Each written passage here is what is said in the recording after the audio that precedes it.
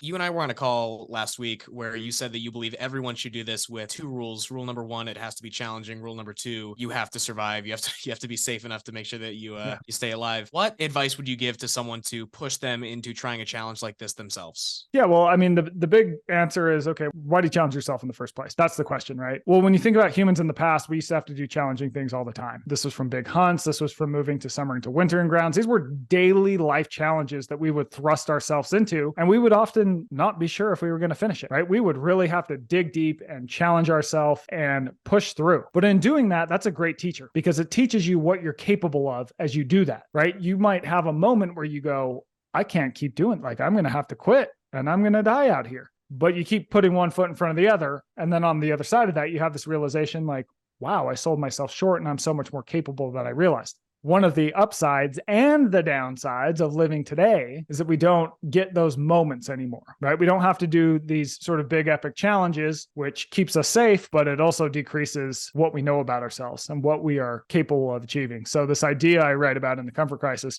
is this idea of misogi. It's basically going out into nature once a year and picking on a big physical challenge that's going to be really hard for you. So anyone can do this. And I've had people write to me who are in their 80s who've, decided they're going to go hike, whatever it is, 5-6 miles. And that is their big physical challenge. They're not sure if they're going to be able to do that, but it becomes a really great teacher for them. And I think that once you put yourself in a position where there might be a high degree of failure, where you're not sure if you're going to be able to finish what this task that you've taken on, I think things really start moving upstairs and you start to find that you had a lot more on board than you ever really realized. And then the important part is that you can then take that back into your normal life, and that changes what you can do from then on. It changes your work, it changes your relationships, it changes everything.